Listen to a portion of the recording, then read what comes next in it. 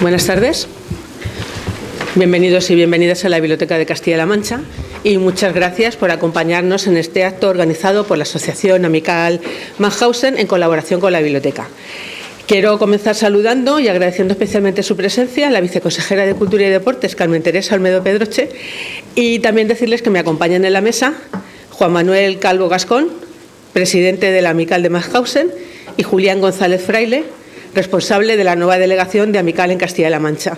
A ellos y a todos los familiares de deportados castellano-manchegos que nos acompañan esta tarde, nuestro reconocimiento y gratitud. Este acto sé que tiene un significado especial por dos motivos. Primero, porque presentamos el proyecto Castellano-Manchegos deportados a los campos nazis 1940-1945 y celebramos también la creación de la delegación de Amical en nuestra comunidad. Y también por lo simbólico, y segundo, por la simbología que tiene esta fecha. Hoy, 5 de mayo, justamente se conmemora el Día de Homenaje a los españoles deportados y fallecidos en Mauthausen y en otros campos nazis, y este año además se cumplen 80 años de la liberación de Mauthausen. La asociación que nos acompaña esta tarde, la Amical de Mauthausen y otros campos y de todas las víctimas del nazismo de España, agrupa, como ustedes conocen ya, a los deportados republicanos de los campos de concentración del nazismo, a sus familias y a quienes defienden su memoria. Tienen su sede en Barcelona y tienen también delegaciones en otras comunidades autónomas. Hoy es el turno de la delegación de Castilla-La Mancha, de reciente creación, que gracias al impulso de Julián González Fraile se ha marcado un objetivo claro: recuperar la memoria de los deportados castellano-manchegos, apoyar a sus familias y promover el conocimiento y el homenaje con un fin importante: que su historia no se borre. En el ámbito de actuación, con esta pretensión de que su historia no se borre, presentan también el repositorio Castellano-Manchegos deportados a los campos nazis 1940-1945. Es un proyecto de Amical que recoge 864 historias de vida, todas ellas marcadas por el exilio, la deportación, la resistencia y, en muchos casos, demasiados, la muerte. Gracias al trabajo riguroso que esta tarde nos va a presentar Julián González Fraile y su equipo, pues contamos con una herramienta clave que nos va a permitir conocer, preservar y difundir esa parte de nuestra historia y compartir la memoria de estos hombres y mujeres de nuestra tierra. Esta iniciativa es una labor de justicia y pedagogía y de compromiso con la verdad y con la dignidad de quienes sufrieron el horror de estos campos, y que es importante recordar.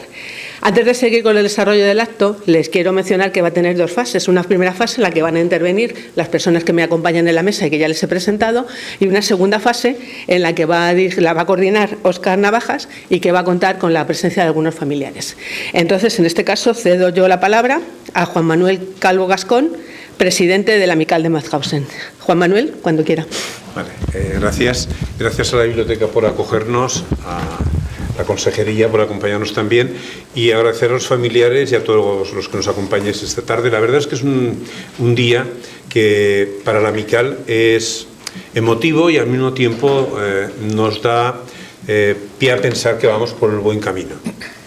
A veces las cosas pueden suceder por casualidad y a veces porque hay mucho trabajo detrás y a veces porque se confluyen los dos aspectos. Recuerdo el viaje a Mauthausen con Julián cuando nos conocimos y empezamos a hablar de Castilla-La Mancha. Castilla-La Mancha, que teníamos ya conocimiento de la importancia, aportación numérica y cualitativamente la deportación de los castellano-manchegos o la deportación republicana en general, pero la teníamos de una forma intuitiva, conocíamos más o menos de cuántas personas estábamos hablando, siempre estábamos hablando entre 850, 890, nos movíamos en este ámbito. Bueno, se debe decir que a veces, pues, bueno, tiras un anzuelo y a veces no pescas, a veces tiras un anzuelo y pescas. Y entonces esta vez pescamos y fue un producto bastante provechoso, porque cuando desde la Amical planteamos esta posibilidad de iniciar el trabajo, un trabajo que se hiciese de forma rigurosa, de dar a conocer los deportados, de seguida fue una respuesta inmediata y se creó un equipo, que luego lo presentaremos, y ha sido un trabajo prácticamente de 2 años, aproximadamente. Es un trabajo incompleto, como veremos, pero decía que es la línea positiva para la entidad. La Amical de Mauthausen se creó en el año 62, en plena clandestinidad. No se pudo legalizar hasta 1978. El nombre, tenemos la costumbre de resumirlo, pero como bien se ha dicho es muy largo.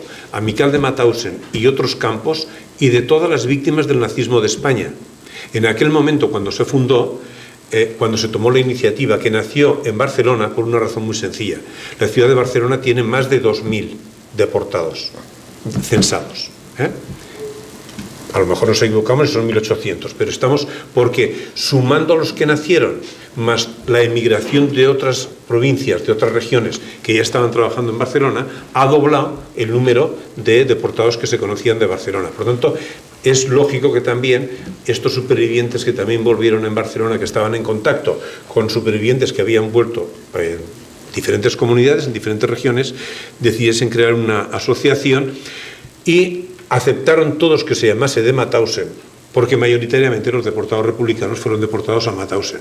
Y añadieron la coletilla y otros campos, porque había deportados en Sachsenhausen, Dachau, Buchenwald, Neuengamme, como tenemos aquí este traje que luego explicaremos, mujeres en Ravensbrück, muchísimos brigadistas internacionales también, que hay que tenerlos en cuenta, y no se quedaron tranquilos. Añadieron y todas las víctimas del nazismo de España, porque republicanos españoles exiliados, víctimas del nazismo, los hubo fusilados, los hubo represaliados y los hubo también realizando trabajos forzados en instalaciones industriales del Reich.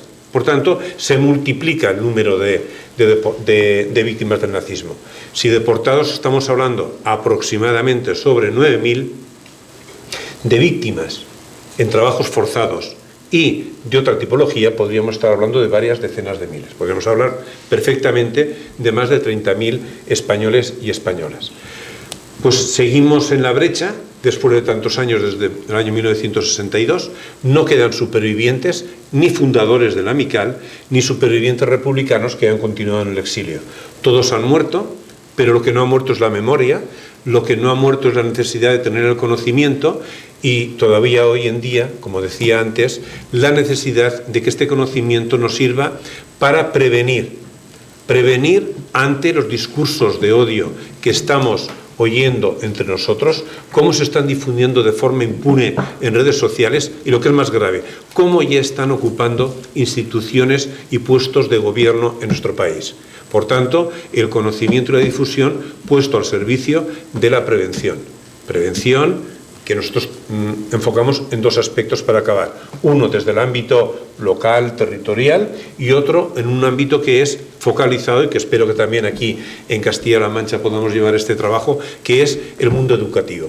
Es muy importante que los centros educativos lleven a cabo políticas también de conocimiento de lo que fue el pasado, de lo que es el presente, de lo que fueron los derechos humanos conquistados. La lucha por los derechos humanos es la lucha por nuestro presente y es la lucha por nuestro futuro. Por tanto, los centros educativos también es un punto de atención importantísimo de la Amical de Mauthausen, donde poder trabajar con docentes, hombres y mujeres, que desde el punto de vista educativo quieren llevar a las aulas este aspecto de historia crítica, conocimiento crítico del presente, para intentar crear entre todos un futuro mejor. Este es el objetivo de la Amical y, por tanto, encantado de estar hoy en Toledo, poder presentar esta delegación que ha empezado realmente muy fuerte. Gracias.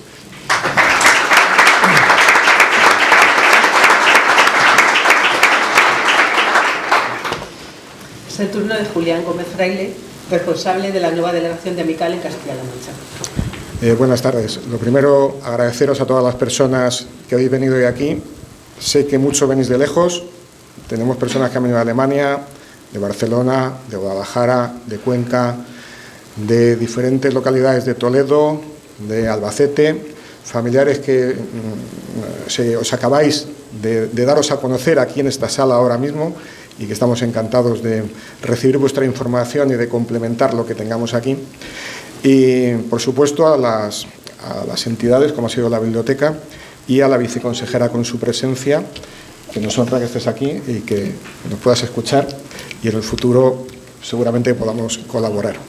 Quiero agradecer también a personas que han venido expresamente, mi familia que ha venido también desde lejos, y unos buenos amigos que vienen del pueblecito donde empezó esto, que es Monte Aragón, un pueblecito de Toledo, donde hubo 2 deportados, uno de ellos un tío abuelo mío, y a partir de ahí empezamos a tirar del hilo, hablando con la AMICAL, hice la propuesta, y después se han sumado, como tenéis aquí en los logos, otras entidades, como es el Foro por la Memoria de Guadalajara y la RMH de Cuenca, y después hemos contado con el apoyo de la Universidad de Alcalá, que luego estará aquí un representante de la universidad para explicárnoslo, y que es un tema también novedoso, que diferentes entidades trabajemos de forma unida con un objetivo, que es que las familias de los deportados recuperen la identidad de estos familiares, tengan acceso a su documentación, tengan acceso y derecho a que de alguna manera les compensemos moralmente la sociedad por ese sufrimiento que han tenido.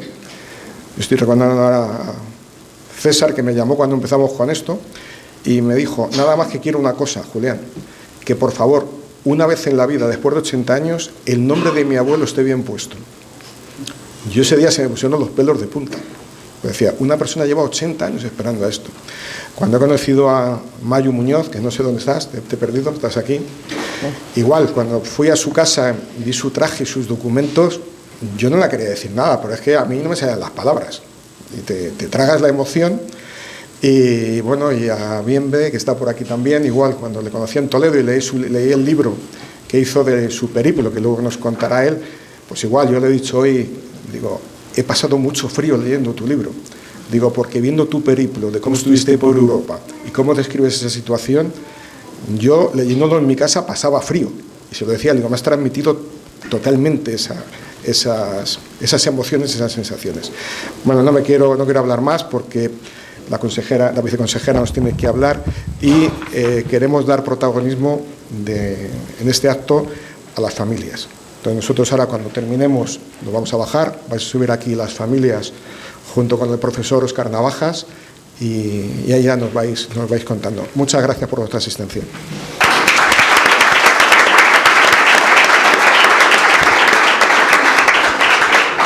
Tiene la palabra la viceconsejera de Cultura y Deportes, Carmen Teresa Olmedo Pedroche. Bueno, pues buenas tardes a todos y todas y agradecida de que hoy estéis llenando este salón de actos. A veces en algunas actividades culturales que organizamos no conseguimos llenar y para mí hoy con este tema es emocionante ver este salón lleno. Es muy emocionante y me estoy emocionando y no quiero. A ver, yo quiero daros las gracias en nombre del Gobierno regional. Daros las gracias por la labor que estáis haciendo de sostenimiento y mantenimiento de la memoria. En este caso, por la parte que nos afecta a nosotros territorialmente, lógicamente es para aquellos hombres y mujeres que por sus ideas y por sus circunstancias, pues unos de ellos tuvieron que salir de este territorio, entonces no éramos Castilla-La Mancha, pero de este territorio, huyendo de una situación como era la guerra civil, que también, bueno, pues acabó siendo de alguna manera cruel y dolorosa para muchas familias, pero otros castellano-manchegos se fueron única y exclusivamente a buscarse la vida a Francia, a buscarse la vida a otros países porque tenían esas necesidades económicas y estando en esos países que se suponía que eran de acogida para unos y otros, pues encontraron el dolor, volvieron a encontrar el dolor, volvieron a encontrar la represión y muchos de ellos, cerca de 5.000 españoles, ¿verdad, Julio o Juan Manuel? Bueno, pues encontraron la muerte en estos campos. Por eso quiero daros las gracias por ese magnífico trabajo que estáis haciendo y sobre todo más teniendo en cuenta que muchas de las personas que vivieron esta situación pues ya no nos lo pueden contar de viva voz, ya no lo pueden contar esa experiencia directa que tuvieron. Por eso yo creo que sobre todo para la gente más joven, para la gente que ahora bueno, pues o no quiere ver o simplemente pues no conoce o no se interesa en lo que ha sido la historia, porque es más bonito ver lo que nos cuentan, bueno, pues que asociaciones como la Amical existan, yo creo que es completamente primordial.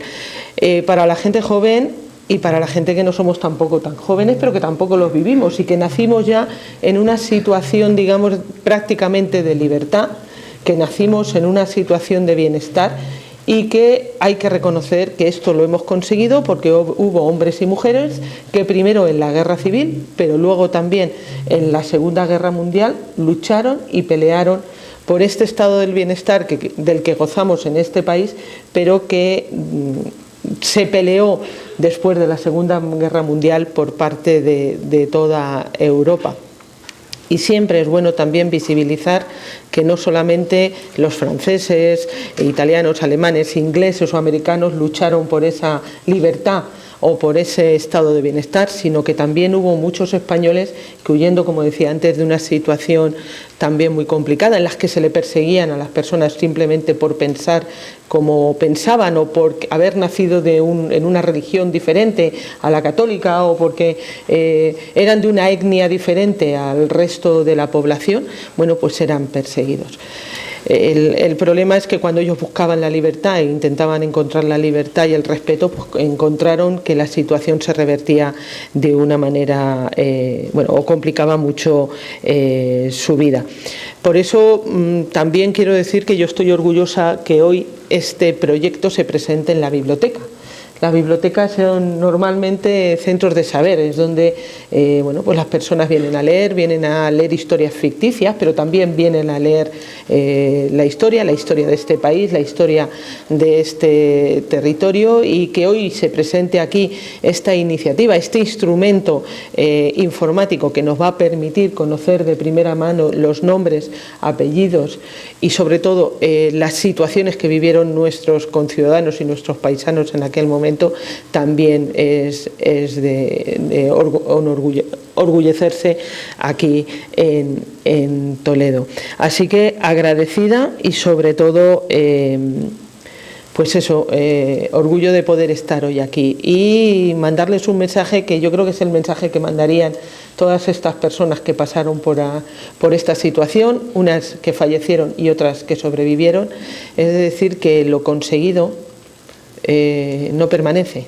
Lo conseguido hay que seguir peleándolo, hay que seguir ganándolo día a día. Tenemos que seguir trabajándolo y luchándolo, porque en el momento que bajemos los brazos, en el momento que hagamos que el caldo de cultivo sea factible para que ideas reaccionarias, ideas intolerantes, como las que tuvieron que sufrir y que tuvieron que vivir las personas que hoy nos reúnen aquí, estos represaliados, estos personas que fueron encerradas en estos campos de concentración, como decía antes, por el hecho de sus ideas o por el hecho de defender lo que ellos consideraban que era la dignidad humana, bueno, pues podemos encontrarnos en una situación parecida. Ahora ya hay grandes gobiernos, antes eran residuales, pero ahora hay grandes gobiernos que están gestionados y que están presididos por personas que tienen unas ideas parecidas, muy parecidas, demasiado parecidas a las que en aquel momento gobernaban en Europa. Y en eso tenemos que seguir trabajando, tenemos que seguir poniendo líneas rojas que no puedan saltarse, líneas rojas para, primero, hacerles un homenaje a estos hombres y mujeres que murieron y que padecieron su situación en los campos, pero por otro lado también debemos ver que el pasado es una historia que nos permite reflexionar para que no se vuelva a repetir esas atrocidades. Encantada de que estéis aquí de nuevo, Juan Manuel, Julián. Encantada de que la Universidad de Alcalá de Henares también esté implicada. Creo que la universidad es una cadena de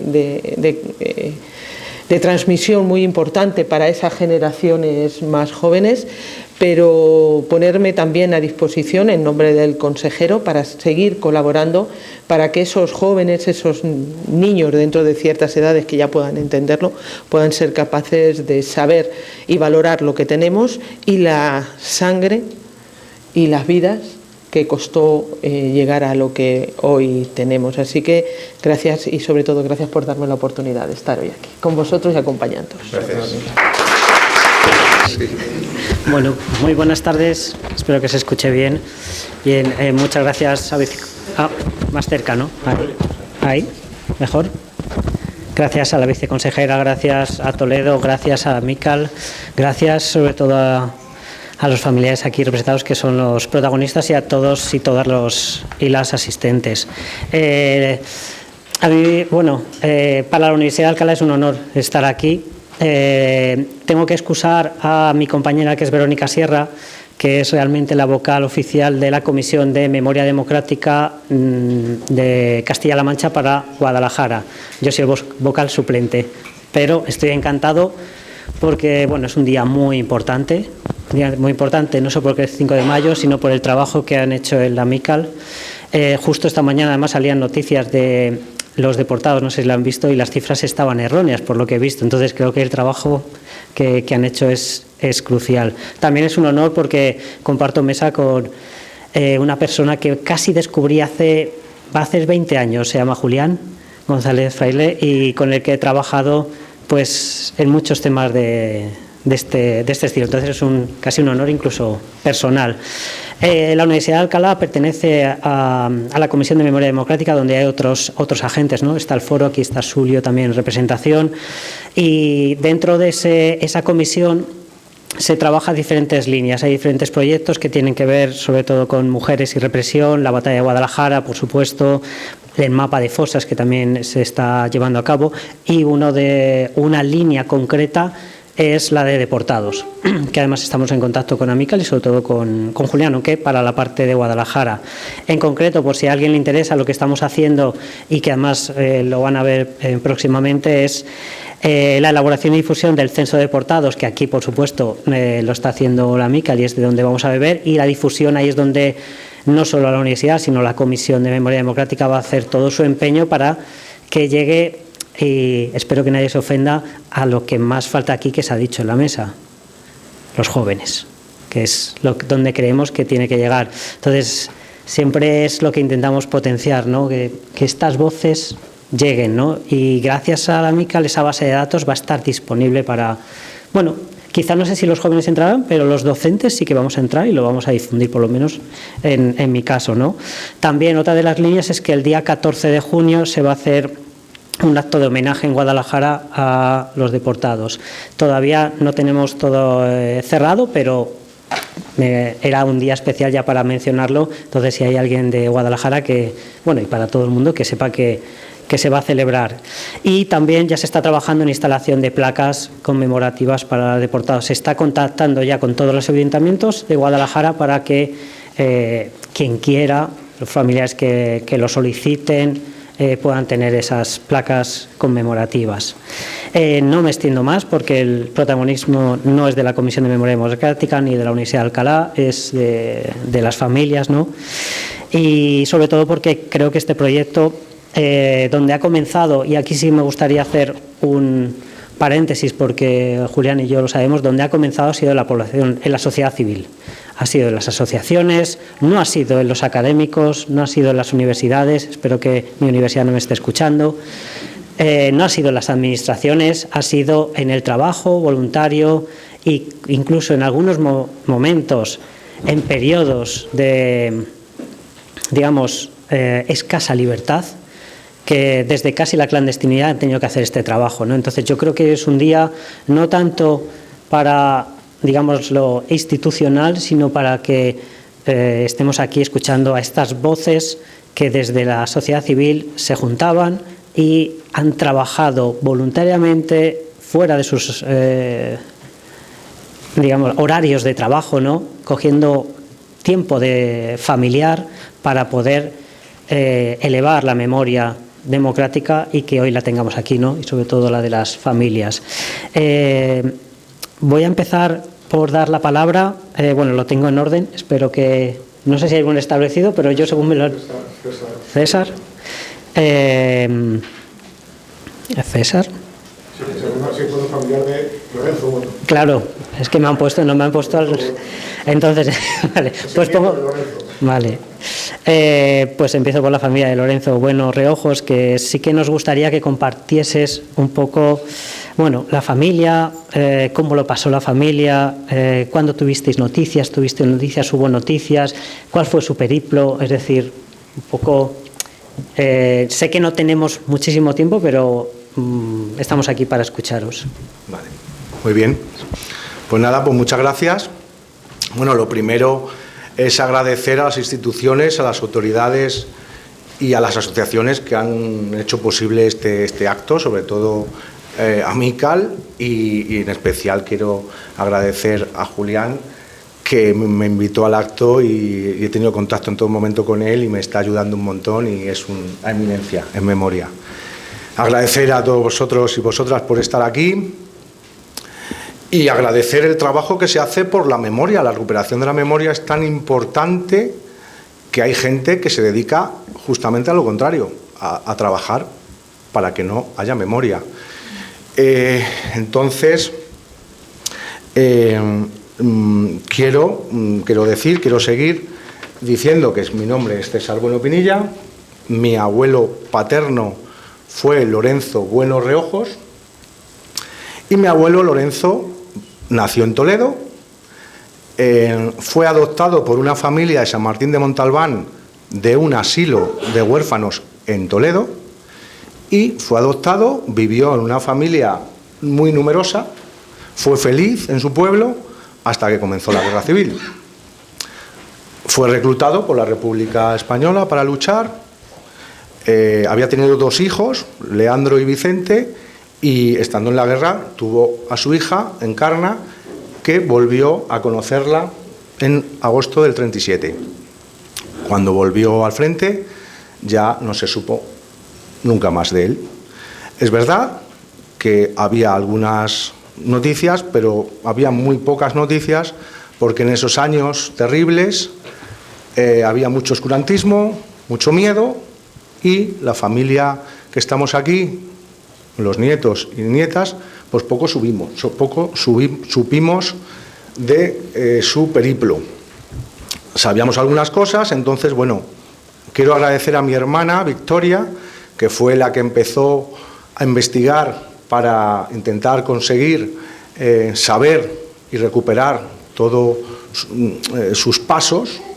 Entonces, supimos que él huyó igual que otras más de 500.000 personas huyeron por los Pirineos en la llamada La Retirada y pasó a unos campos de refugiados que no sabemos a día de hoy todavía en cuáles. Estuvo muchos meses sufriendo lo que sufrió y fue cuando empieza la Segunda Guerra Mundial, fue reclutado por el ejército francés. A los meses fue detenido, fue llevado a un campo de prisioneros de guerra, bueno, a 2, y tras los acuerdos del régimen franquista, el gobierno francés y el régimen nazi, pues consideraron que tendrían que llevar a mi abuelo, como a otras tantas personas que dieron su vida y su lucha por todo esto, pues acabó en Mauthausen y finalmente acabó sus días en Gusen. Ese es mi abuelo paterno. Quiero hacer una pequeña mención a mi abuelo materno, que aunque sobrevivió a la guerra y a la posguerra y no fue deportado, estuvo en España, quiero recordarle porque estuvo 7 años preso y estuvo 7 años preso en el edificio donde estamos, en Alcázar, reconstruyendo el Alcázar. Entonces creo que es de recibo recordarle también. Sin estas personas que lucharon, pues no seríamos quienes somos, ¿no? Seguramente, ¿no? Entonces, bueno, no me quiero extender mucho más porque la historia es larga y ha sido muy difícil, sobre todo a mi abuelo. Antes ha dicho Julián que yo lo que quería, con lo que le pedía, es que el nombre de mi abuelo estuviera reflejado bien por primera vez. Es algo que agradezco muchísimo que Amical lo haya conseguido, porque él me dijo, es que tu abuelo tuvo hasta 7 identidades distintas. En aquellos tiempos terribles, pues las transcripciones de los datos fueron muchas, y hubo, sobre todo desde que pasó la frontera, hubo muchos errores en sus datos, que hasta el día de hoy nos sigue costando recuperar su dignidad, su memoria, que es lo que queremos. Entonces, bueno, quiero acabar diciendo un par de cosas. Mi abuelo, como he dicho, nació en Toledo. Se lo dije a Julián, quería trabajar porque en Monolito, donde hemos estado hoy, él no está, porque en los datos erróneos ponía que nació en San Martín de Montalbán y no nació en San Martín de Montalbán. Entonces, bueno, sería una línea por la que podíamos trabajar, aunque sé que es difícil, pero a lo mejor hay algunas competencias de algunas instituciones que se puede trabajar en esa línea. Y otra línea también es que el Gobierno de España, en la legislatura anterior, se recuperó una lista, o sea, se hizo una lista para que se les considerara a estas personas que fueron deportadas, que se las considerara españolas, porque muchos casos, entre ellos mi abuelo, en ese acuerdo de gobiernos se le declaró, como a otros muchos, se declaró apátrida, y llevaban un triangulito azul de apátrida con una contradicción, porque va con la S de España, de español. Entonces era apátrida de España. Entonces esa lista se movió, se trabajó desde las instituciones del Estado, pero a día de hoy todavía no ha llegado a resarcirse, digamos, la dignidad de estas personas. No quiero extenderme más. Yo solo quiero decir que para nosotros, estas personas, entre ellos mis 2 abuelos, los llevo en el corazón, los llevo en la memoria, y creo que es un orgullo reconocerles y recordarles por su lucha, por esta tierra, por España, por Europa y, por qué no decirlo, por el mundo. Muchas gracias.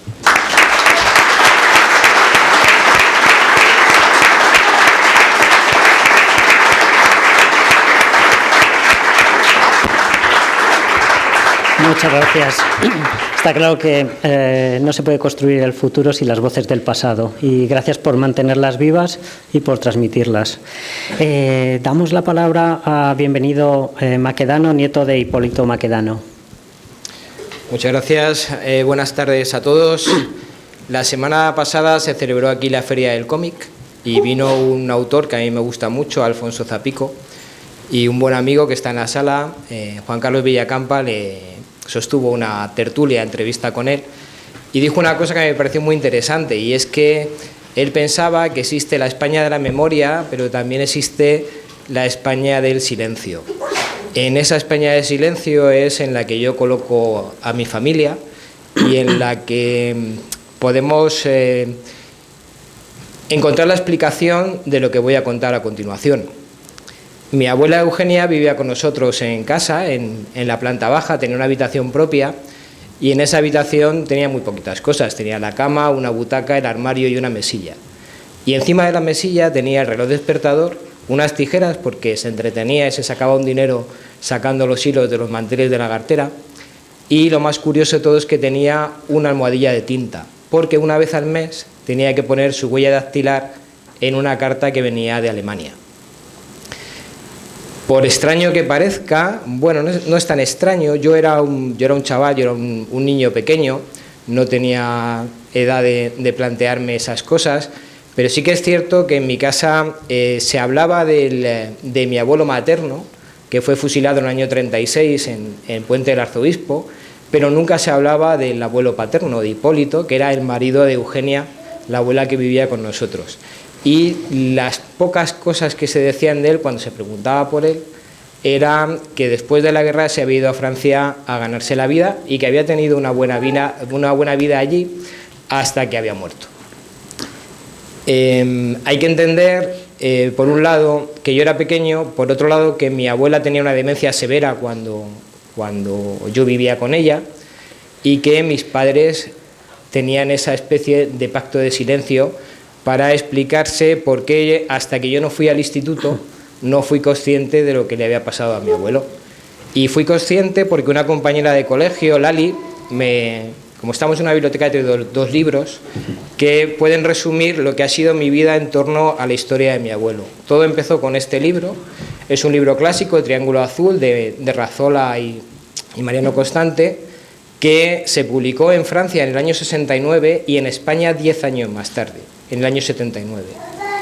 Unos pocos años después es cuando esta amiga me pasa este libro que circulaba por el pueblo y me dice: échate un vistazo al final, que hay un listado, la mitad del libro es un listado, hablando de listados hoy. Échate un vistazo porque está tu abuelo, está el mío y están otros 2 puenteños. Y en ese momento es cuando yo supe que mi abuelo no se había ido a trabajar a Francia, sino que había muerto, según dice este libro, en el campo de concentración de Gusen. Por extraño que parezca, la cosa se quedó ahí. Se quedó ahí porque yo me dediqué a hacer lo que hace la gente, que es vivir, a hacer mi carrera, a casarme, a tener hijos, a hacerme mi casa, a montar una empresa, a entrar en la administración regional. Y llegó un momento, yo esto siempre lo tenía en la cabeza, pero lo tenía ahí arrinconado, quizá como digno heredero de esa España del silencio en la que yo creo que sigo estando. Llegó un momento en que un buen amigo que también está en la sala, Óscar Rodríguez, me propuso hacer un viaje, en principio a Alemania, luego acabó siendo a Mauthausen. Y a raíz de ese viaje yo tuve muy claro que no podía seguir relegando la historia de mi abuelo en favor de toda la arqueología de visigodos, de romanos y de árabes que llevaba años y años y años haciendo. No podía ser que yo supiese más de Atanagildo que de Hipólito Maquedano. Y gracias a las ventajas que ofrece la administración, que a los empleados públicos alguna que otra nos ofrece, tomé una licencia sin sueldo, cogí una tienda de campaña, un saco de dormir, un bono de tren para recorrer media Europa siguiendo las huellas de mi abuelo. No fue una cosa fácil porque eso estuvo precedido, sobre todo en ese año que pasó, desde el viaje con Óscar hasta este viaje en solitario, estuvo precedido de una ardua investigación. Una investigación que se vio beneficiada porque en aquel entonces se acababa de desarrollar o se acababa de popularizar Internet. Y gracias a Internet se hicieron accesibles una serie de listados, de informaciones, incluso podías mandarte mensajes con gente que estuviese a miles de kilómetros de distancia de casa. Cuando tuve estructurado lo que fue el periplo de mi abuelo, es cuando me cogí ese mes, me despedí de la familia, de mis hijos pequeños, de mi mujer, y me marché a recorrer los campos, sobre todo con la idea, en primer lugar, de comprender qué había sido la vida de mi abuelo, y en segundo lugar, más importante todavía, yo quería ser capaz de transmitirle todo eso a mi familia, que seguía viviendo en la ignorancia. A raíz de ese viaje pude comprobar que, pues, una historia similar a la que acabas de contar. Mi abuelo salió como miliciano con otros 3 puenteños en el año 36, cruzó los Pirineos una vez perdida la guerra en el 39, estuvo en los campos de refugiados o de prisioneros, o como los queramos llamar, del Rosellón.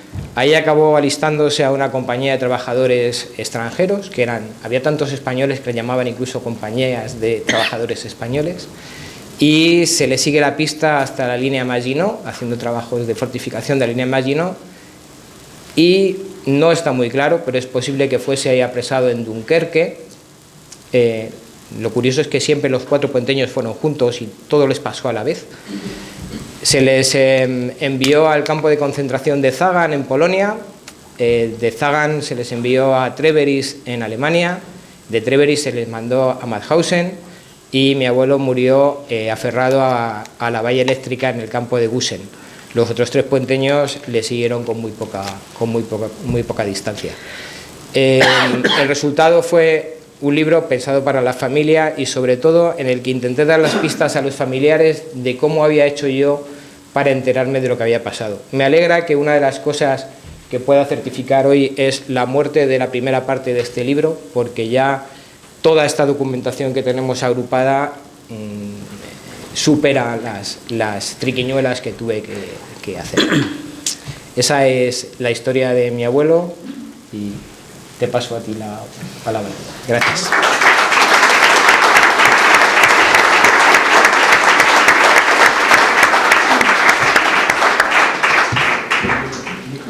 Sí, espera, te lo paso. Ya. O te presento. Bueno, primero la presento, ¿no? Mejor. Bueno, a mi compañero solo decirle que me alegra conocerle porque estamos muy cerca. Mi madre, que está por ahí, es de Alcolea de Tajo. Entonces, habla de puentes, como esas cosas que dice. 2 kilometritos. Sí, creo que no sé si en su época había buen feeling entre unos y otros, pero bueno, esas cosas de pueblo. Pero yo sé que mi madre, que no sé si me estará escuchando, se iba de fiesta allí, a Puente. Bueno, la última persona es Mayu Muñoz, que es hija de Bautista Muñoz Aznar y sobrina de Francisco Muñoz Aznar. Buenas tardes, mi verdadero nombre es Gloria, lo que pasa que todos me conocen por Mayu.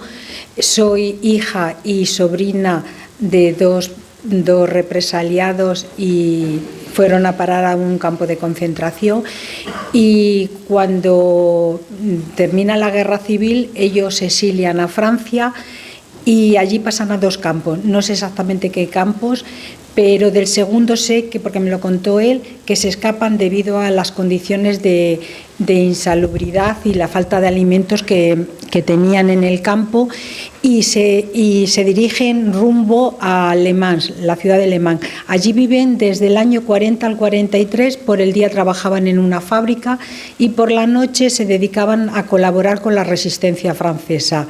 Haciendo esta actividad de colaborar con la resistencia francesa, que se dedicaban a pasar gente de un punto a otro, son detenidos por los alemanes y son enviados a diferentes cárceles de Francia durante un año, a Romille, Boves, para terminar en Campier, que estuvieron 2 días, y ahí les meten en un vagón rumbo al campo de concentración de Neuengamme, que se encuentra al noroeste de Alemania, muy cerca de Hamburgo.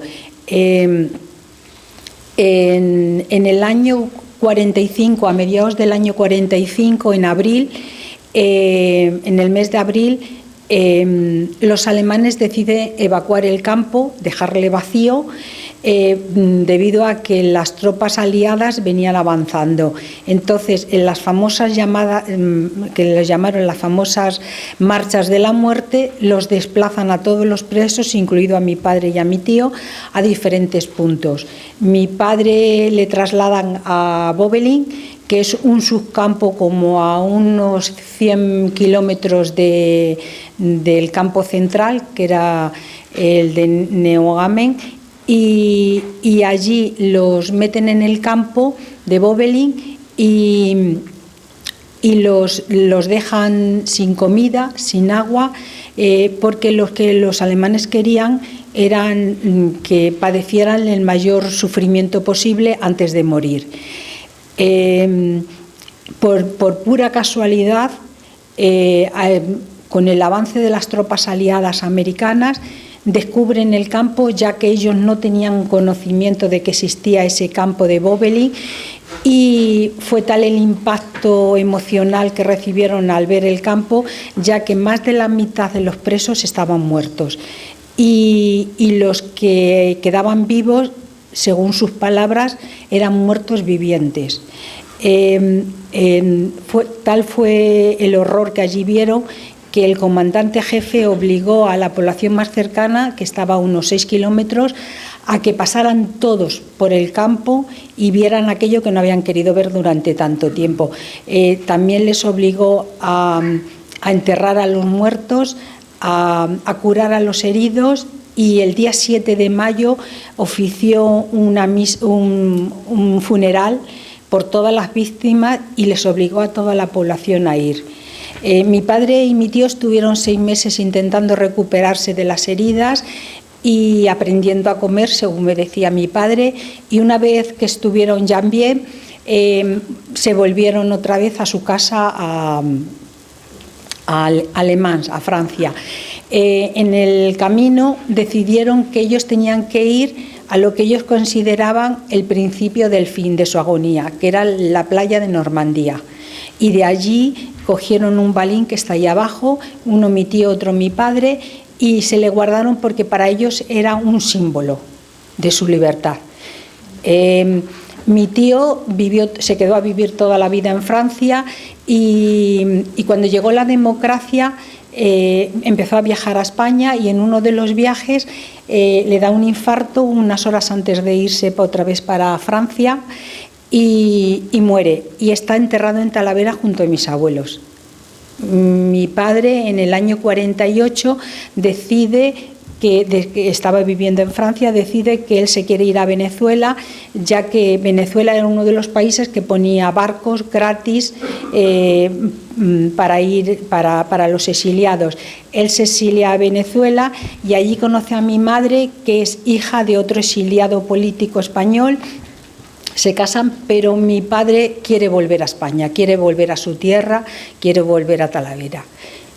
Lo intentó infinidad de veces, pero las autoridades no se lo permitían, porque el primer requisito que necesitaban era la carta de trabajo. Entonces, cuando había un empresario que le contrataba aquí en España, se presentaban las autoridades para recordar a ese empresario que no debía de contratar a un rojo. Entonces, que no estaba bien que contratara a un rojo. Esto pasó hasta que en el año 62 un tío mío, el hermano pequeño de mi padre, monta una fábrica de muebles, un taller, y contrata a mi padre. Se presentan también las autoridades para decirle que no era lo correcto contratar a un rojo, y mi tío les contesta que si no contrata a su hermano, mi abuela le hubiera matado. Y es cierto que le hubiera matado, porque es que llevaba desde la guerra civil sin saber nada de su hijo, sin haberle visto. Cuando mi padre entra en España, en el año 62 puede entrar, hace un pacto de silencio consigo mismo, no habla de nada hasta que llega la democracia, y coincidiendo con la democracia también viene mi tío, que es cuando empieza a venir mi tío, y en uno de los viajes le trae el traje y todos sus documentos y sus cosas que estaban en un desván en Francia. A partir de ahí mi padre empieza a hablar algo del tema de los campos de concentración, nos cuenta algo, cuenta poquito, se calla, y porque ya mi padre estaba muy enfermo, pero tampoco él quería hablar.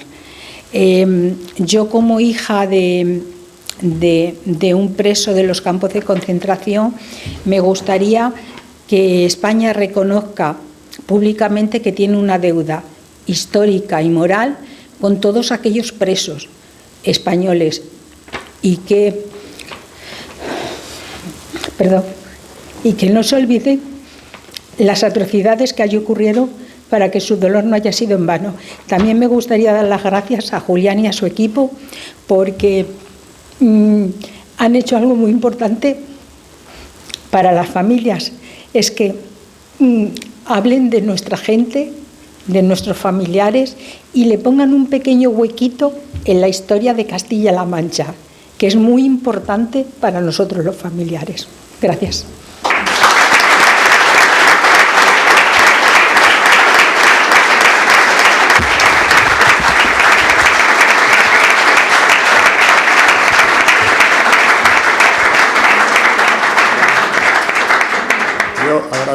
Agradeceros a los familiares que habéis estado aquí. Yo sé que emocionalmente es duro venir a hablar, me lo habéis hecho saber también estos días. Y a Mayu no nos ha dicho algo, es que su padre, ese traje que tenéis ahí delante, que es una joya histórica, que tiene el triángulo rojo, ¿vale? En la Mical tenemos el triángulo azul, porque en Mauthausen era azul, pero donde estaba su padre eran rojos españoles. Ese traje era su carnet de identidad.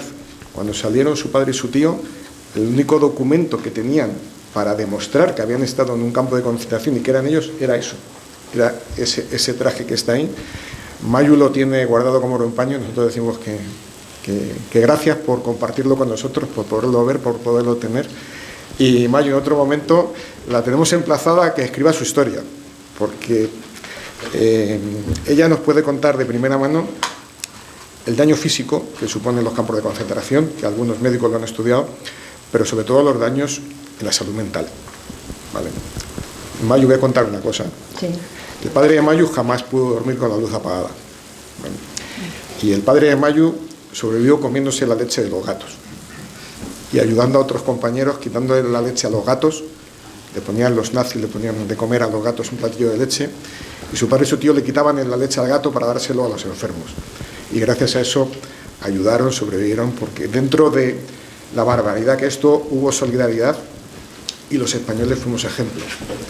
En los viajes a Mauthausen siempre se nos acercan personas de otros países. Juan Calvo, que es un veterano de estas cosas, lo sabe, vienen a darnos las gracias. Y una vez le dice, ¿pero por qué me dais a mí las gracias? Dice, porque gracias a los españoles pudimos sobrevivir. Entonces, Mayu, gracias. Yo sé que para ti es muy duro estar aquí, compartir esto, pero te doy las gracias, César, te doy las gracias, y bienvenido, nos encontramos en este mundo. Pues muchas gracias por vuestra asistencia. Ahora subís los autores del trabajo y contamos el trabajo.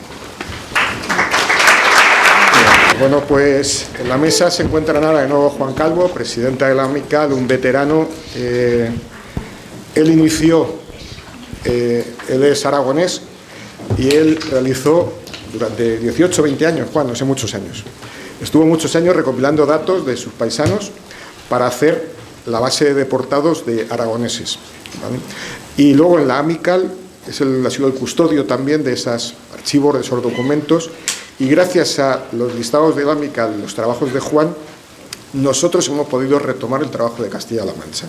O sea, la base sobre la que hemos trabajado es esa. Le dejo que Juan nos explique brevemente de dónde vienen estas listas y luego ya presentamos al equipo y os contamos el trabajo que hemos hecho. A ver, el conocimiento de las personas, como ya se ha explicado aquí, se mantenía mucho en el entorno familiar. Poco se conocía. Entonces, los listados son muy importantes porque nos dibujan la procedencia, unas edades, pero claro, los listados no aparecen de la nada. ¿Dónde aparecen estos listados? En el caso de los republicanos españoles deportados, cuando estamos hablando de 9.000, aproximadamente 7.000 son del campo de Mauthausen y otros 2.000 en diferentes campos. Entonces, los listados ya son conocidos de Mauthausen en el mismo momento de la liberación del campo. Y se produce por la estrategia, que aquí se ha mencionado Julián, de la importancia que tuvo en los campos, en los propios campos, este sentimiento de resistencia. De saber que cualquier aspecto, por pequeño que fuese, podía significar el dar a conocer lo que había sucedido. Es muy conocido el robo de las fotografías del laboratorio fotográfico, y ha habido películas y cómics, y se ha hablado de Frances Bosch, bueno, es un tema. Pero otro, el tema de los nombres. Mirad, hay una circunstancia que nos diferencia a los españoles del resto de los europeos, y es que nosotros afortunadamente tenemos dos apellidos. Tenemos el apellido del padre y el apellido de la madre. Esto, que parece que es una nimiedad, fue aprovechado por unos republicanos que estaban trabajando en las oficinas del campo de Mauthausen, Josep Bailina, catalán, y pidió permiso a los que dirigían el archivo de prisioneros a poder hacer un listado con los españoles, porque al tener dos apellidos la lista era diferente y la identificación era diferente, y les permitieron llevar un listado paralelo de los republicanos españoles que iban llegando. Eran unas fichas que se escribían a papel, a lápiz, y que iban envejeciendo. En un momento determinado decidieron renovar estas fichas y quemar las antiguas. Tuvieron una gran visión de resistencia. Conservaron las antiguas y pusieron en orden y volvieron a copiar en el nuevo archivo. Todos estos nuevos archivos se destruyeron en 1945. Es decir, los nazis, antes hablábamos cómo el campo de tu padre lo pintaron para que no pareciese lo que era, y cómo destruyeron todo, intentaron destruir todo, toda prueba, incluso las vidas humanas de quienes podían testimoniar. Entonces, quemaron los archivos. Pero aquellas fichas viejas no las encontraron, porque Josep Bailina y sus compañeros, dos más, tuvieron la ingenuidad de poner entre las pilas, entre los montones de papel donde se elaboraban las fichas, por tanto, papel virgen, fueron poniendo intercaladas las fichas antiguas. El día que destruyeron los archivos, los registros, evidentemente los SS no se preocuparon de destruir las pilas de papeles en blanco, porque allí qué información iba a haber. Se encerraron a los días siguientes de liberación, recuperaron todas aquellas fichas y así pudieron establecer las fichas de los muertos en el campo de Mauthausen. Estamos hablando de más de 4.000. Lugar de nacimiento, fecha de nacimiento, campo de prisioneros de guerra, la matrícula de prisioneros de guerra, momento de llegar al campo de Mauthausen, matrícula, por tanto la identificación en el campo de Mauthausen, cuándo fueron trasladados a Gusen y muerte en Gusen.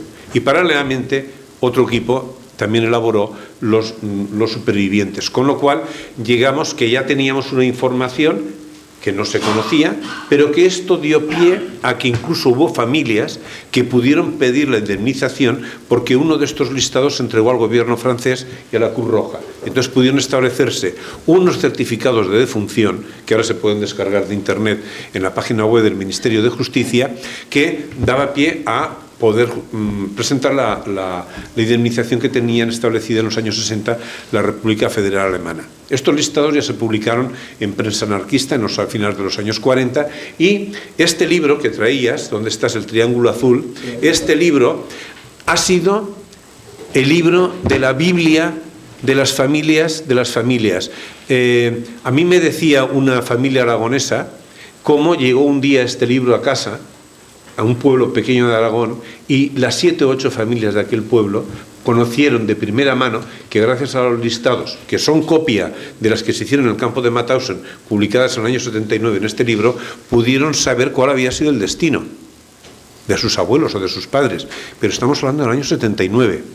Pero más todavía, no será hasta el año 2004 cuando la Fundación por la Memoria de la Deportación publica 4 volúmenes de todos los deportados de Francia a los campos nazis. Y yo recuerdo, volviendo de París, que se inauguró una exposición, fue el primer trabajo que hice yo para la Amical, mirando los volúmenes de la Fundación por la Memoria y sacando los nombres de los españoles de otros campos, por ejemplo, como el de tu padre, que no figuraban en los listados de Mauthausen porque no habían pasado por allí. Y entonces en el 2004 se pudo empezar a elaborar listados ya de españoles de todos los campos. Eso dio producto al libro de Benito Bermejo y Sandra Checa, que es el Memorial Español, y en ese momento es cuando la Amical de Mauthausen, en el 2004, con la Generalitat de Cataluña, que ya empiezan a trabajar políticas de memoria, empezamos a trabajar el Banco de Memoria de la Deportación, que con muchísimos errores, que para eso estamos trabajando,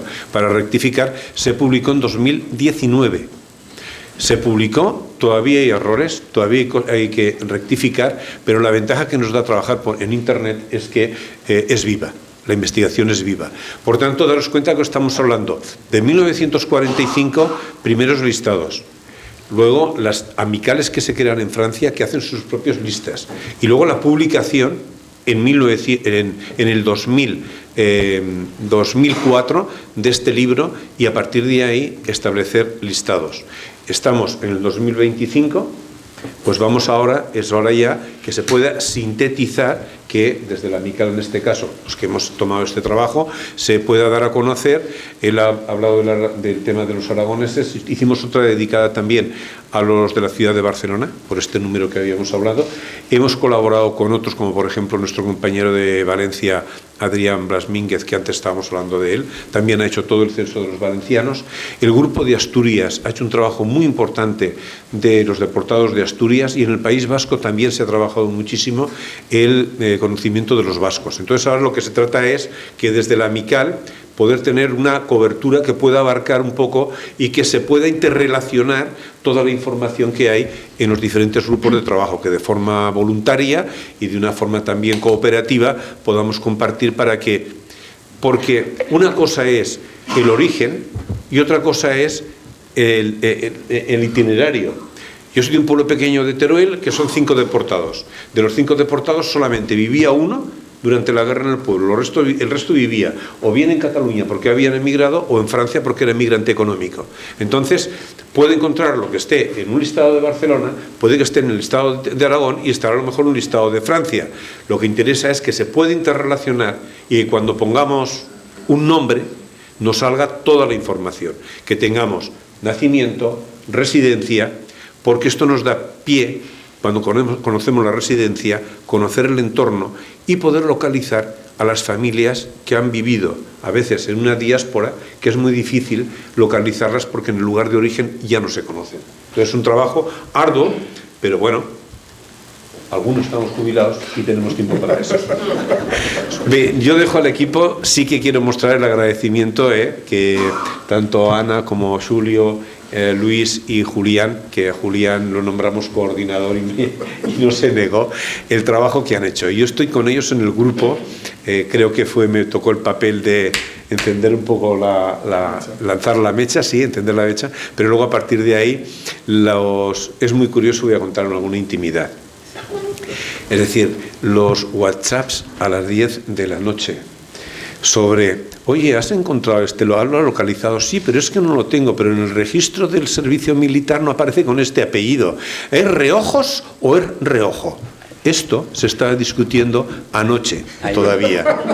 ¿Es Reojos o es Reojo? Con lo cual quiere decir que es dinámico y creo que ha creado también un grupo más que de trabajadores por la memoria, también de grupo de amistad entre nosotros. Os dejo y vosotros sois protagonistas. Gracias.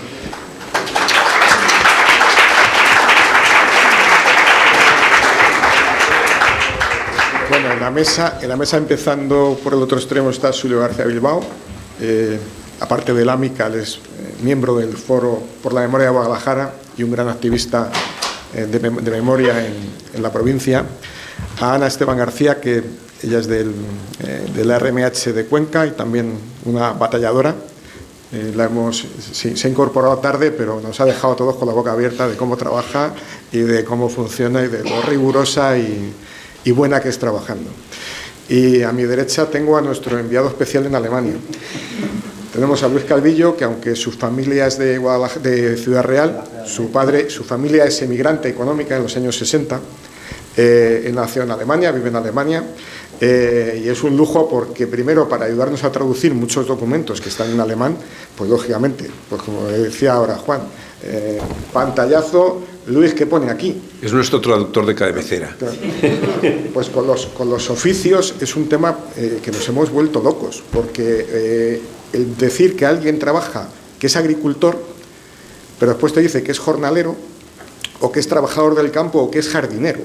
Y dice, bueno, es lo mismo. Pero seguramente la persona que tomaba dato no tenía ni idea de que un jornalero es alguien que no tiene tierras propias y un agricultor a lo mejor sí, ¿no? Entonces, y hay nombres, denominaciones que en ese momento tenían un sentido, pero que hoy en día, nos decía Luis, es que hoy en día esto es una carrera, ¿cómo va a ser esto? Entonces nos ha hecho también bueno, él y su mujer, que también es traductora, de hacer una búsqueda de ese lenguaje que se ha ido perdiendo, que se ha ido transformando y que hoy nos dificulta el tener datos. Y luego cuando tenemos que buscar datos en algún archivo de Alemania o de Austria, pues Luis, porfa, escribe tú. Entonces Luis es el que escribe, se pelea, lucha y bueno. Luego le llevamos morcilla, patatera y queso manchego cuando vamos a verle para compensarle. Bueno, mirad, como ha dicho el presidente Juan Calvo, lo que vamos a presentar es un trabajo incompleto e imperfecto. Y es incompleto e imperfecto porque sabemos que estos datos, por muchos que los hemos trabajado y afinado, yo estoy convencido que hoy dos personas de Mora que me van a dar una información, seguramente mañana tengamos que cambiar esa información en la web. Otra señora que se ha ido, que se tenía que ir con el niño, que era de Madridejos, oye, te tengo que dar unos datos de Francia de mi tío. Pues dame tus datos y mañana hablamos. Sabemos que esto es una base que va a ir cambiando, número arriba, número abajo, y de personas que podremos ir incorporando información. Ahí tenéis los datos en bruto. 862 deportados de Castilla-La Mancha, de los cuales prácticamente 2/3 son asesinados, ¿vale? Hay 10 desaparecidos y solamente sobreviven 313 personas. Esas 313 personas, como comentaba Mayu, personas con graves problemas de salud. Muchos de ellos mueren a los pocos días de la liberación, ¿vale? Y personas que durante toda su vida arrastran secuelas físicas y psicológicas, ¿vale? Es un tema, hay una pareja de médicos que han trabajado estos temas y es cuando ves lo que le sucede al cuerpo humano, cuando es sometido a estas barbaridades a lo que se les sometía, pues las secuelas cómo van saliendo años después y los trastornos que generan. Bueno, vamos a ir viendo provincia a provincia los datos y cada persona que lo ha elaborado pues va a ir contándonos algunos detalles. Aquí tenemos por edad los muertos que había. Mayo antes comentaba, su padre cuando llegó a un campo se encontró que la mitad estaban muertos. Esto es lo que se encontraron los soldados americanos y soviéticos cuando llegaron a los campos. Montañas de cadáveres, pero de cadáveres esqueléticos, ¿vale? Aquí, como veis, la mayoría de las personas son gente joven, menores de 30 años, y después, por increíble que parezca, tenemos gente desde 40 hasta más de 60 que dice, bueno, esto es porque estaban en la deportación, porque estos no les reclutaron por edad para la guerra, ¿no? En muchos casos salieron familias enteras, familia, marido, mujer, hijos, por tema miedo, precaución y porque en ese momento de esa partida de 500.000 de personas pues fue muy, muy complicado. Ahí tenéis Albacete, que lo ha hecho Luis. Entonces, Luis... Sí, vamos a ver. Todos los números que vamos a presentar ahora no son definitivos. Como ya hemos dicho, en el caso tuyo, 7 nombres, 7 apellidos de tu abuelo. Hemos visto que no es el único, no con tantos, pero hay un montón de deportados que no sabemos hasta ahora cuál de los 4 o 5 nombres es el correcto. Tenemos en total unos 6 que todavía queda por identificar si realmente son de Castilla-La Mancha, porque hay casos que ponen, por ejemplo, Manzanares, y luego otro documento dice Manzanares del Rey, que es en Madrid y no es en Albacete. Ni siquiera. Por eso, esos 6 quedan por aclarar, lo hemos incorporado de momento, pero hay que averiguar.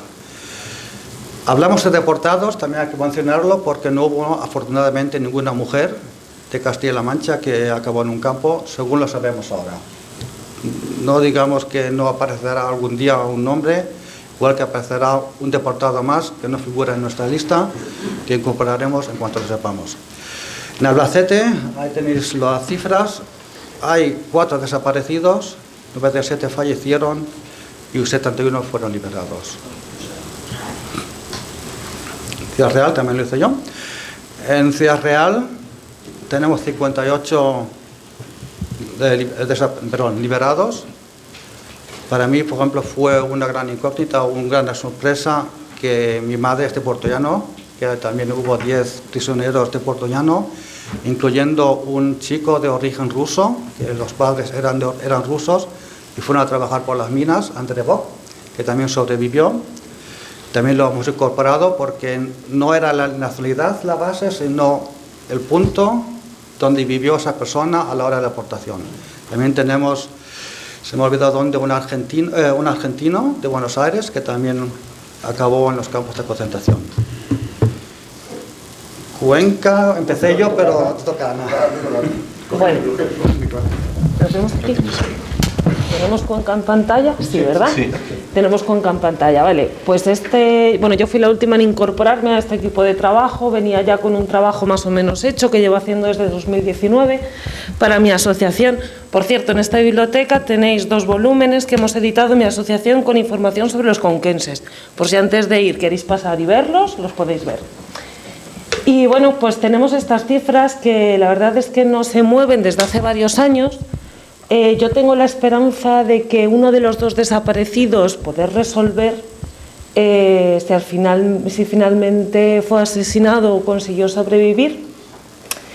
Y bueno, la característica principal que tienen los deportados de Cuenca es que son deportados principalmente de una zona rural. No hay ninguno nacido en la ciudad de Cuenca, son todos procedentes de pueblos de la provincia, muchos de ellos de emigrados económicos, Valencia, Barcelona, Madrid, pero se trata de la provincia con menos población, por tanto de los deportados con menos deportados y con el porcentaje de asesinados más o menos común en datos al resto de la comunidad. Así que nada. ¿Me puedo explicar una cosa, una anécdota de Cuenca? Cuando estuve trabajando un libro sobre los supervivientes de Aragón, el sobrino de un deportado de Fraga me dijo, bueno, pero en mi familia había 2 deportados más que murieron en los campos, vivían en Tarragona y eran de Cuenca, eran guardias civiles. Joaquín Triguero y Justiniano Los trigueros. Entonces, ahí es una historia que ahora ya estaremos en contacto porque 2 guardias civiles deportados y asesinados en Gusen, originarios de Cuenca que tenían el destino los 2 en la ciudad de Tarragona. La ciudad de Tarragona lo desconocía, ¿no? Lo desconocía. Ahora estamos en contacto porque la ciudad de Tarragona también ha pasado lo típico, de tener 40 deportados ha pasado a 70 o 80, ha doblado. Pues estos 2, de originarios de Cuenca, guardias civiles, alguna cosa estamos pensando para hacer tipo de homenaje, porque no sé si somos conscientes que el primer cuerpo militar que recibió la represión directa en el golpe de Estado fueron los guardias civiles, que sus propios compañeros asesinaron en los cuarteles a aquellos que se mantenían fieles a la República. Por lo tanto, hay una memoria democrática de la Guardia Civil también, que en estos momentos hay sectores de la Guardia Civil que la quieren recuperar, y pienso que esto puede ser una historia también en Tarragona, que está bien recordarlos y que se recupere esta historia. Perdona, Ana, pero es una historia que pienso que se tiene que recuperar también. Bueno, pues muchas gracias. Buenas tardes. Pues yo soy del Foro por la Memoria de Guadalajara y también socio de Amical de Mauthausen. Y bueno, pues no es incompatible. No es incompatible, al contrario, es un orgullo y soy de más asociaciones, pero bueno. Y estos son los datos de Guadalajara, son 132, aunque en realidad sí, son 132, porque como esta cifra, como os ha explicado antes, varía uno arriba y uno abajo, pues está correctamente colocada. 132 el número de deportados, en el caso de Guadalajara son de toda la provincia, no hay distinción. La localidad donde más deportados hay es Guadalajara capital, que serían 13 deportados, de los cuales fallecieron 5. Luego después sería Sacedón, que incluye en lo que actualmente serían 2 pedanías. Una de ellas ya no existe, que está bajo el embalse de Sacedón, que se llama Santa María de Pollos. Ahí serían 7 los deportados, de los cuales fallecieron 2. Y luego finalmente Pareja, que es un pueblo también cerca de Sacedón, donde hubo 4 deportados y murió 1. Y luego el resto de localidades, hasta 73 localidades de la provincia, pues son de 1, de 2, etcétera, deportados, ¿no? La verdad es que, como se ha explicado antes, ya existían listados sobre los que trabajar, y eso siempre fue una ventaja, y el libro, desde luego, de Benito Bermejo y de Sandra Checa fue fundamental, el que llamamos libro memorial, pero claro, eran datos de hace 20 años que no habían sido actualizados y que tenían infinidad de errores, ¿no? Y entonces, bueno, pues por ejemplo, nosotros como Asociación de Memoria de Guadalajara teníamos ya una base de datos de 8.000 nombres de la provincia de Guadalajara represaliados por la dictadura. Entonces había muchos de estos deportados que tenían familias, hermanos, que no se fueron al exilio y por tanto se quedaron aquí y sufrieron también la represión. Entonces había apellidos que estaban mal y los pudimos contrastar, porque comparándolos con sus familiares que fueron represaliados aquí en España, ¿no? Y bueno, pues las fuentes han sido diversísimas, desde las fuentes francesas, como los otros compañeros de los listados de los prisioneros de guerra que cayeron prisioneros en Francia. Contrastar múltiples fuentes es lo que te permite hacerlo lo más correcto posible, pero sigues actuando. El conocer la provincia en la que estás trabajando te permite pues corregir apellidos. Y alguien que sea de Guadalajara pues sabe que, por ejemplo, un refugiado que viene nombrado con el apellido Berberí, pues no existe Berberí, y que es de Coveta, pues cualquiera que sea de Coveta sabe que el apellido es Berbería, que es fácil de tal. Luego hay nombres incluso de pueblos que estaban mal puestos. Entonces, por ejemplo, había un pueblo que ponía Anquela del Condado, y no existe Anquela del Condado, es Anquela del Ducado, ¿no? Y así muchísimos nombres que fueron corrigiendo, ¿no? Lo único que quería añadir simplemente es que necesitamos vuestra ayuda, la ayuda de los familiares, la ayuda de la gente de los pueblos, porque trabajar con estadísticas es terrorífico. Es terrorífico porque llegas un momento en que puedes tener la tentación, no es nuestro caso, de pensar a que no estás trabajando sobre vidas humanas. Y por eso insisto mucho, necesitamos, por ejemplo, fotografías de los deportados, ¿no? Ponerles una cara, que se sepa, como hemos sabido hoy perfectamente, que detrás de cada nombre en una lista, que era lo que hizo fríamente la persona que los anotó allí cuando estaban en el campo, pues hay una vida, hay una familia, hay una historia tremenda, ¿no? Entonces, cada dato recuperado es una victoria. Y por eso estamos haciendo lo que estamos haciendo. Nada más.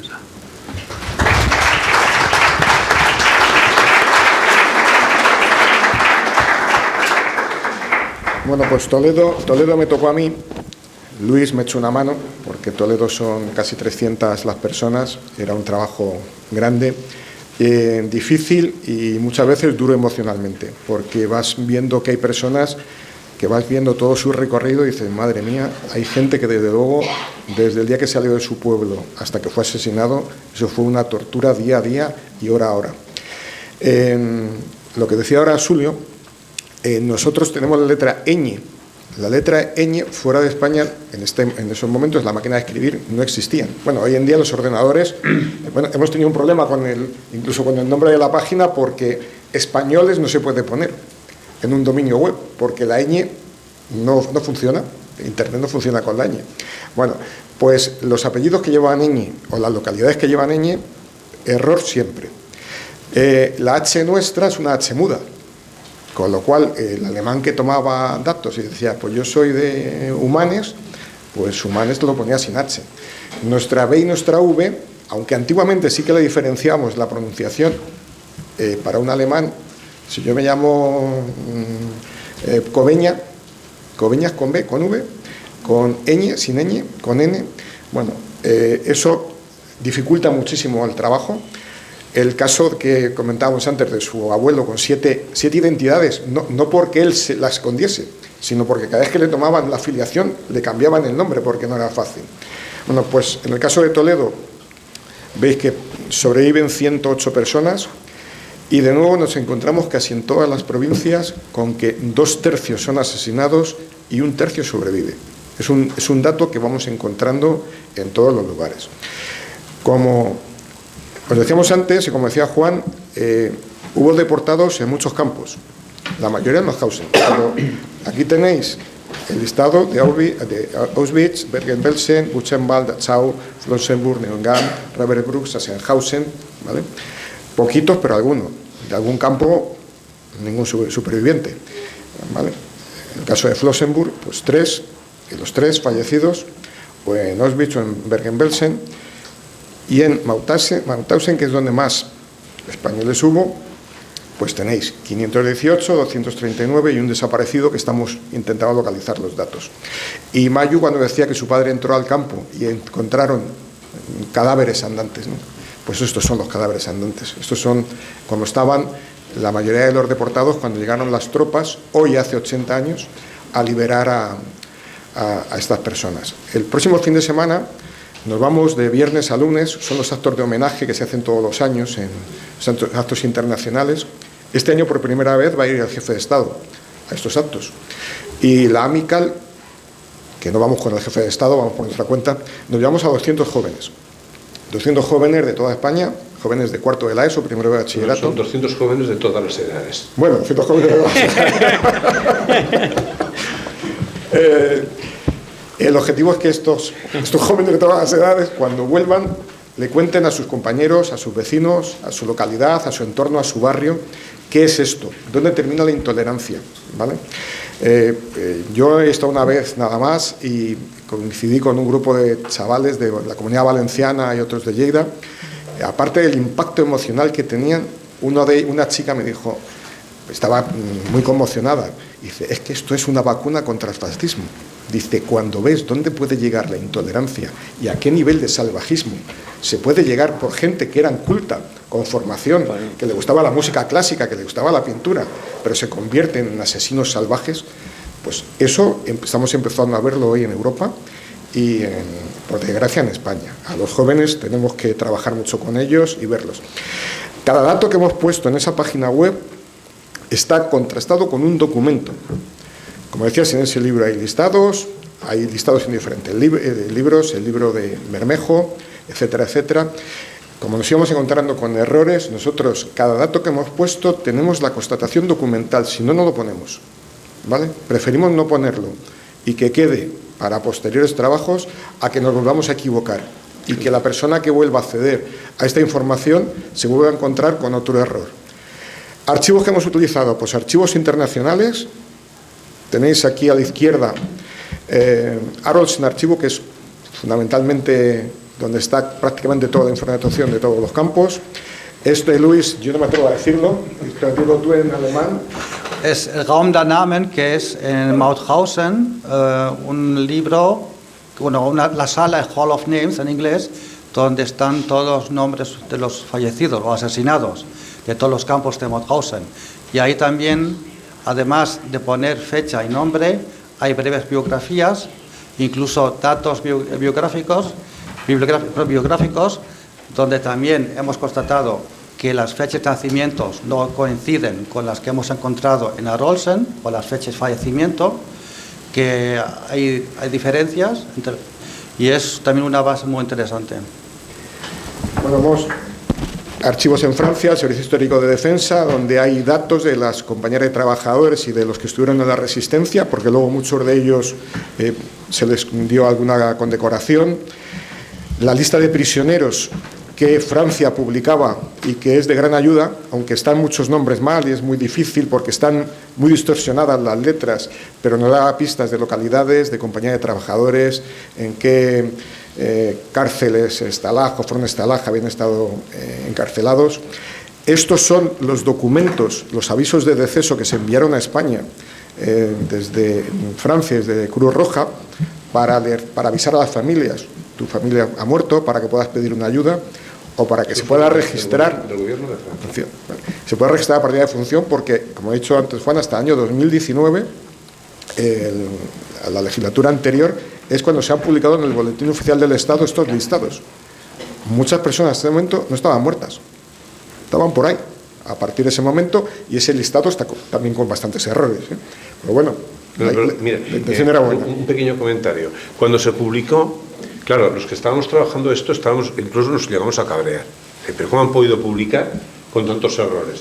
Pero el día que nos dimos cuenta que incluso con errores era necesario que se publicaran, el día que una hija llorando en la Amical dijo: por primera vez he visto el nombre de mi padre en un documento oficial. Dijimos, vale, esto ha superado ya y ha subsanado todos los errores. Y una cosa muy curiosa, Memórica, que es una página de México, muchos españoles, muchos deportados pedían al embajador de México en Francia, por favor, que les sacasen de Francia y les llevasen a México. Yo curiosamente he encontrado la carta de mi familia. He encontrado la carta con el sobre, con el sello, con el remite y con la escritura diciendo quiénes somos y por favor sacarnos de aquí. No pudieron nunca irse porque estaban en la Francia ocupada y era imposible salir de allí. Pero hemos encontrado de otros muchos castellano-manchegos que hacían esa solicitud. En los casos que tenemos aquí, pues ninguno.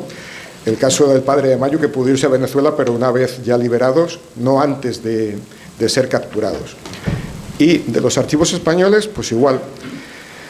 Desde el Banco de Memoria Democrática, que en Cataluña tienen un trabajo muy bueno y están recopilados de todas las partes del Estado, los boletines oficiales del Ministerio de Defensa de la República, de Carabineros, de Guardias de Asalto, donde íbamos encontrando si estas personas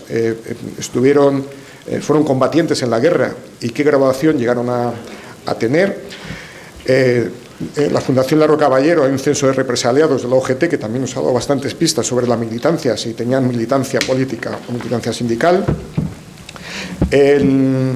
Otro tema que hemos encontrado es el fichero político-social. Durante el franquismo, a muchas personas, yo diría que casi a toda la población, se le hizo su ficha político-social. ¿Quién eras? Si habías tenido alguna militancia, si ibas a misa, si no ibas a misa, si hacías, no os imagináis lo que hicieron, venir con internet lo podemos hacer. En ese momento, si tú habías hecho un donativo a una entidad, ponía fulanito de tal donó 3 pesetas a tal entidad, y encontrabas luego en un periódico un listado de 2.000 nombres donde la gente había hecho aportaciones y alguien se había dedicado a rebuscar todas esas aportaciones. Si habías colaborado en un periódico, si habías escrito un artículo, si habéis estado en una manifestación, no os podéis imaginar la información del franquismo.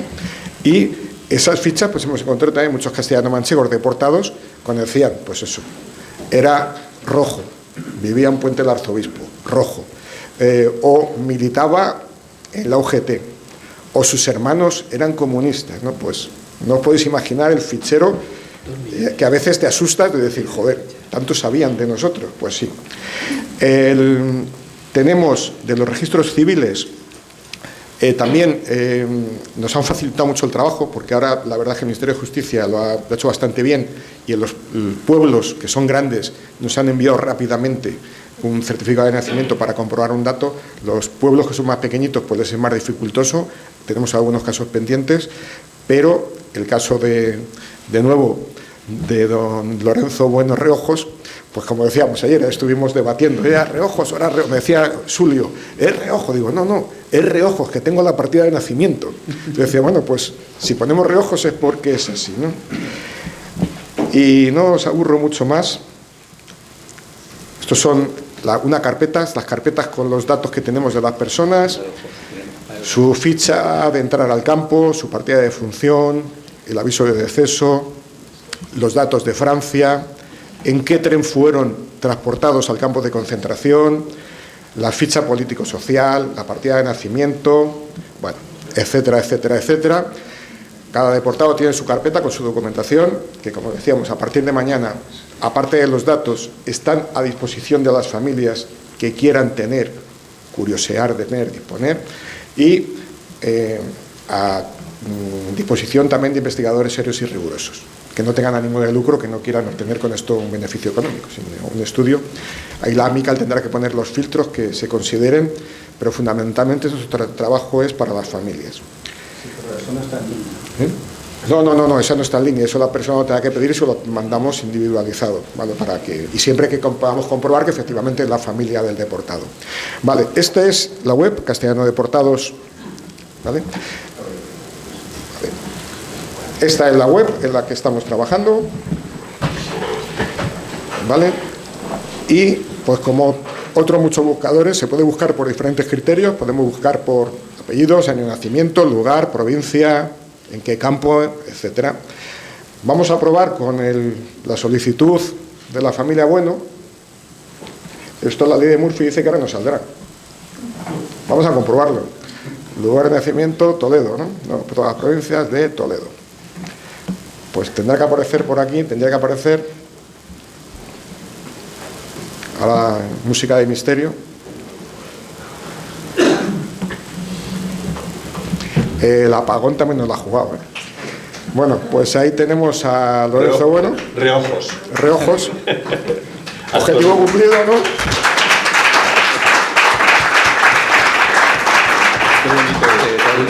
Una curiosidad, ¿a qué hora la actualizasteis?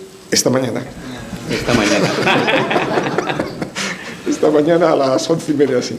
Bueno, pues ahí están todos los datos de Lorenzo Bueno Reojos, sus datos, pues eso, dónde estuvo, por qué sitios pasó, en qué campo estuvo. Y en este caso hay una biografía que nos ha hecho llegar su familia y se incorpora. Nos hicieron llegar una imagen de Lorenzo y su biografía. Esta bibliografía se incorpora aquí a la web, ¿vale? Tenemos, hay personas que también aparecen en publicaciones, hacemos referencia a la publicación, o si hay alguna web que hable de ellos. Por ejemplo, Madridejos tiene hecho un trabajo muy bueno, la Biblioteca de Madridejos, sobre los deportados del municipio, y les hemos pedido, oye, ¿nos dejáis poner el enlace vuestro? Digo, porque volver a escribir nosotros lo que habéis hecho vosotros no tiene mucho sentido, y aparte que se reconozca el trabajo que habéis hecho, ¿no? Pues este es el trabajo, a partir de hoy está disponible. Voy a volver a poner, pues eso, antes que estaban por aquí los vecinos de Monteragón. Tenemos un Monteragón en Huesca y un Monteragón en Toledo. Pero en este caso el Monteragón de Toledo, que es donde empezó este trabajo, pues tiene que haber 2 deportados. Aquí están. En este caso tenemos también la imagen de uno de ellos, la biografía, su hijo todavía vive, aunque está muy viejito, y su nieto también, y de nuevo, pues eso, todos sus datos, información y demás. No vamos a aburrir con más información, está a disposición desde ya, que podéis entrar a curiosear. Teníais antes alguien de Mora, ¿verdad? ¿Me decíais de Mora? Vamos a poner, me preguntabais que si de Mora teníamos a alguien. Pablo Gómez Saavedra. Vamos a comprobar por la localidad.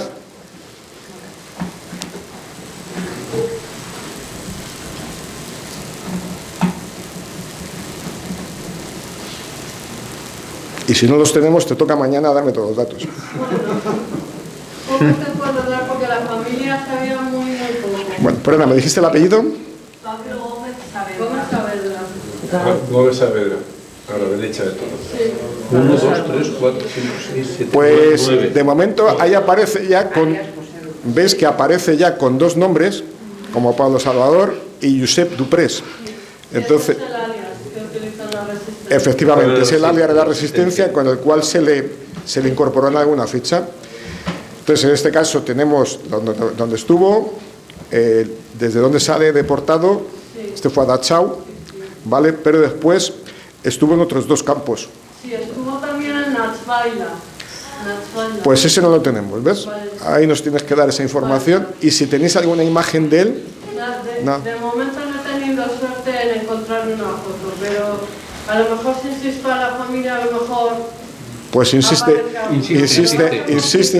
que como decías, pues esa expresión, porque como decía Julio, el ponerle cara a estas personas no es un dato frío. No tener fotos de la persona, es la rápida. Bueno, pues de nuevo, dar las gracias a las entidades que han colaborado, Universidad de Alcalá de Henares, Foro por la Memoria de Guadalajara, ARMH de Cuenca, la AMICAL, y todas las ayudas que vengan después serán bienvenidas. Aquí aprovechando que está la viceconsejera, el otro día con el viceconsejero que lleva el tema de memoria. Se informa que en breve la biblioteca cerrará sus puertas. Gracias. Bueno, nada. ¿Nos están echando? Sí, nos hemos enterado. Ya no vamos, ya no vamos, ya no vamos.